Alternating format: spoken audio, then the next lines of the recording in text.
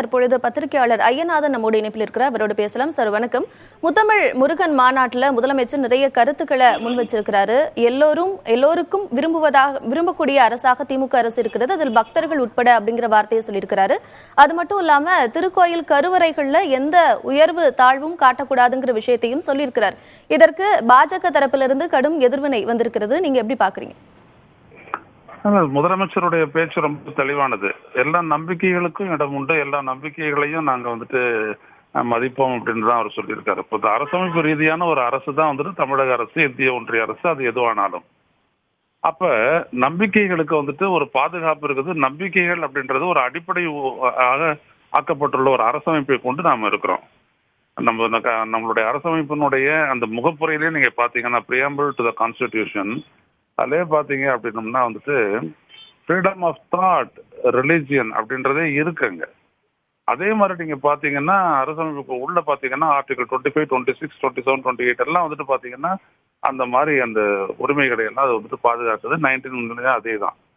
எனவே அரசமைப்பு ரீதியா இயங்கக்கூடிய ஒரு கட்சியினுடைய கொள்கை என்ன வேணுமானாலும் இருக்கலாம், ஆனா அவங்களுடைய ஆட்சி அரசமைப்பு படிதான் இருக்கணும். அப்படி நீங்க பாத்தீங்க அப்படின்னும் போது மக்களினுடைய நம்பிக்கைகளுக்கு எந்த விதமான இடையூறும் ஒரு அரசு செய்ய முடியாது, செய்யவும் கூடாது.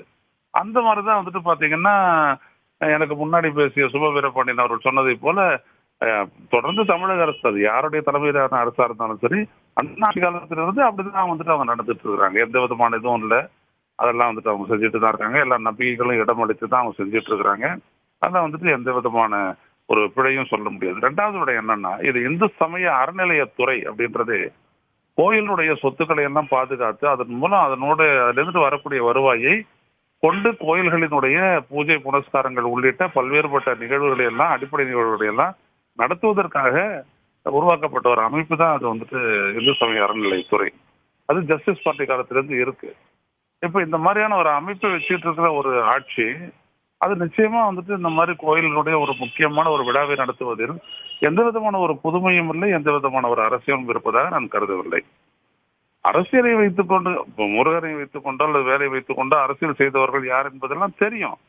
அதே நேரத்துல அவர்கள் இந்த ஆட்சியாளர்களை பார்த்து இவங்க நாத்திகவாதிகள், இவர்கள் எப்படி கோயில்களை எல்லாம் வைத்துக் கொள்ளலாம், தங்களுடைய கட்டுப்பாட்டில் வைத்துக் கொள்ளலாம் அப்படிலாம் சொன்னாங்க. அதற்கு ஒரு பதிலடியாக இவங்க இந்த நிகழ்ச்சியை நடத்துறாங்க.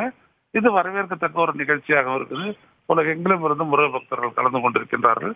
தமிழர்களுடைய சமூக பண்பாட்டு அரசியலில் முருகனுக்கென்று ஒரு தனித்த இடம் உண்டு. அதுதான் இப்பொழுதும் இருக்கிறது.